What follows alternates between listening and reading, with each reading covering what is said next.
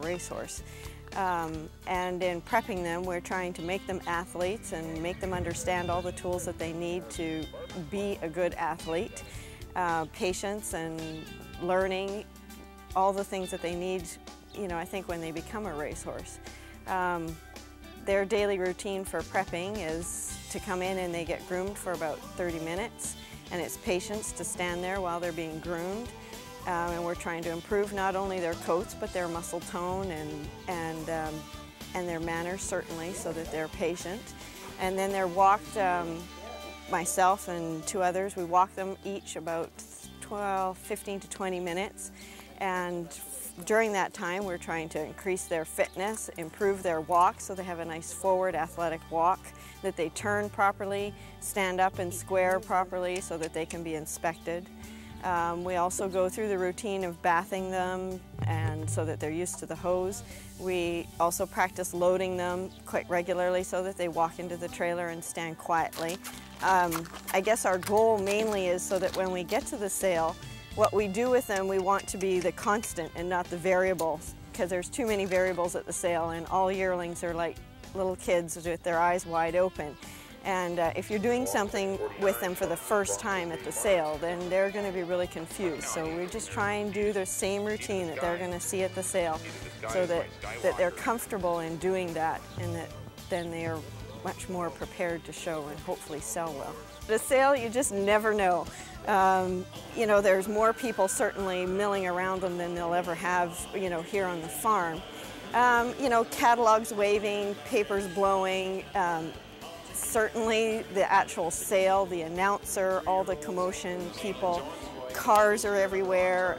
Other horses are probably their biggest problem, you know, horses that get loose or other horses that are, you know, whinnying and hollering, and just anything can happen. Kids on bikes, they're always a real horror for us, and we just try and give them as much experience and get them as well broke so that when they're there, those things, even if they take them by surprise, that they're comfortable with us and how we deal with them, so that, you know, hopefully they maintain their behavior and don't hurt themselves. I find the sales are quite competitive. We are all there, every agent is there to compete on a particular level because we're all there trying to sell our horse. We're trying to give the horse that education that it requires to get to the sale and to sell well, but we don't have we're not in control of the horse's breeding. That's been decided upon, you know, years ago by the breeder. I think right from the very beginning we can tell sort of some personality traits. Some are much easier to work with and others aren't. And I think that's just a test of my ability as a horseman to get them there. Whether or not they go on to be great racehorses or not remains to be seen.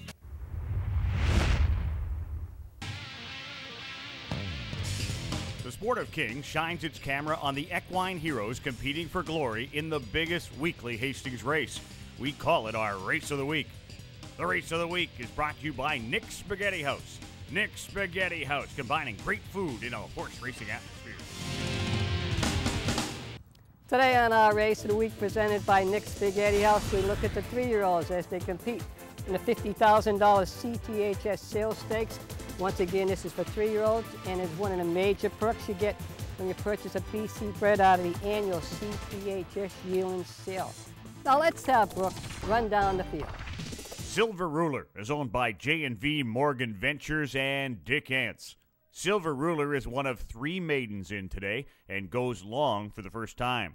We've entered him 3 times, and this is the first time we've been able to go long, and we knew he wasn't a sprinter, so we're very optimistic that this horse will run a nice race.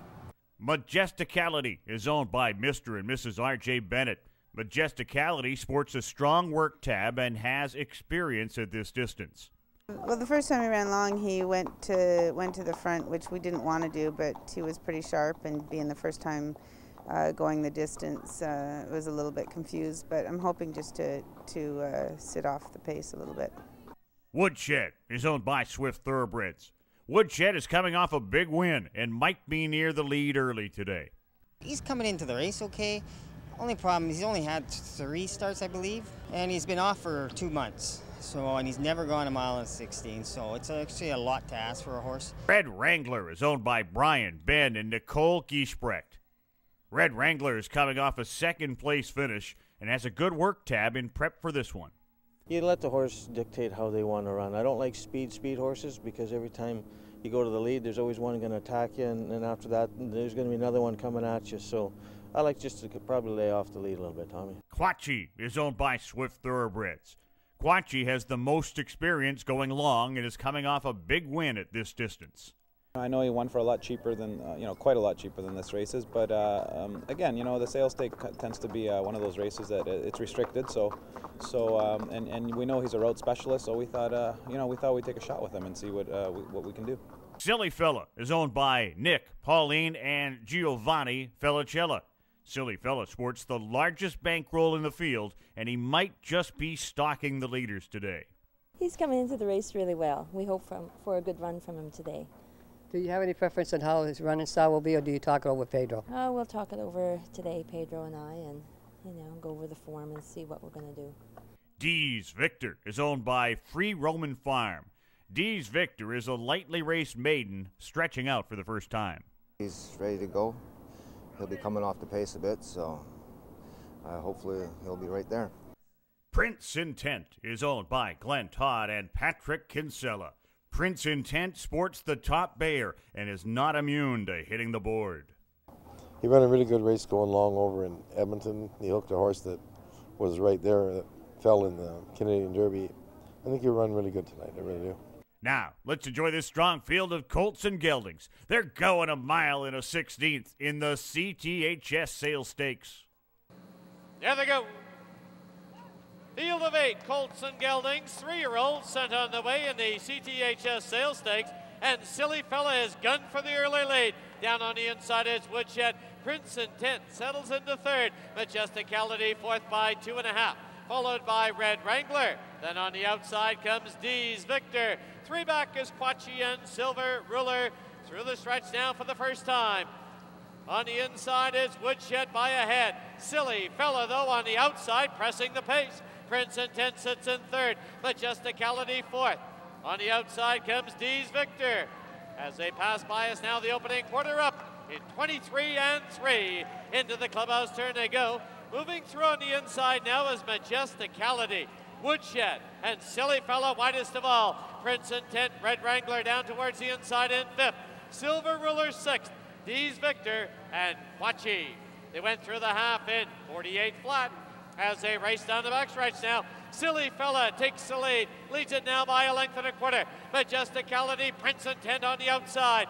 Woodshed losing ground. Down on the inside, Red Wrangler, Dees Victor, Silver Ruler, and Quachi. Now a quarter mile to run, 6 furlongs, 1:12-2, and Silly Fella by 1.5 lengths. Prince Intent, the closest pursuer. Majesticality in third by 2.5. Red Wrangler, Dees Victor, and then back to Quachi. A furlong from home, and Silly Fella, he's being confronted by Prince Intent. Down the lane they come now. On the inside, Silly Fella. On the outside, Prince Intent. Prince Intent now by a neck. Prince Intent to score in the CTHS Sales Stakes. Silly Fella second. Red Wrangler third. Dees Victor fourth. Well, he bred pretty good. He always breaks good out of the gate, and the idea was, Troy and Glenn told me, to put in tour 4, choose behind the speed and just save him to the end. I think that worked pretty well. What are your plans for a horse like this? Because he's just learning. He's just learning, but, we've got Cherokee Notion, and we've got Dynastroll, and, we've always felt this horse was a good horse, but just a notch below a few of the others. We're very fortunate to have some really good 3-year-olds, and we might run them in the Derby. We'll see how the others are. But we bought all 3 of those horses in the CTHS sale. Dynastroll, Cherokee Notion, and this horse. We bought 5, and 3 of them are stakes winners. So that tells you something about the CTHS sales. And when's that sale coming up? It's on September the 14th at Thunderbird Arena. Time now for the Sport of Kings movie trivia question. Today's question: this 2005 movie tells the story of a father and a daughter that grow together with the help of a broken horse. The daughter, Cale Crane, is played by Dakota Fanning, who plays her father, Ben Crane. We'll have the answer for you in just a moment. Don't go away. The Sport of Kings. We'll be right back.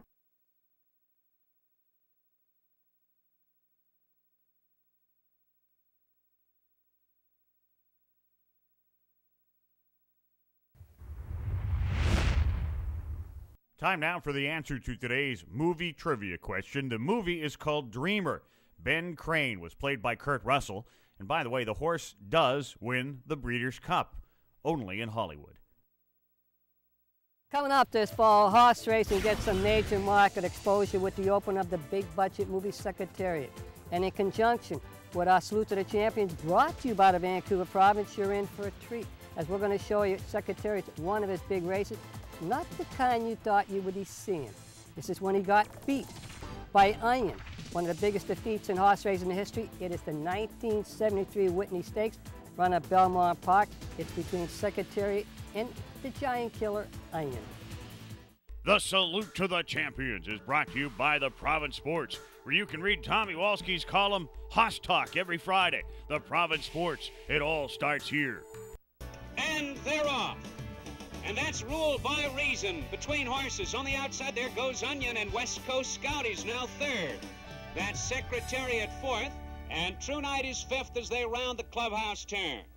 Onion takes command now, moving quickly to a 2.5 length lead, with West Coast Scout second by a head, ruled by reason alongside third. A gap of 2 lengths, Secretariat is fourth. 3 lengths farther back, True Night, as the field moves on to the backstretch. Onion has the lead by a length and 3/4. West Coast Scout is second on the inside by 3/parts of a length. Ruled by reason next, and there goes Secretariat, moving through along the inside now to be fourth. A gap of 6 lengths and True Night. Down the backstretch, it's Onion showing the way by a length and a half. And on the outside, West Coast Scout second ahead. There's Secretariat, a closer third on the inside, moving to the leader.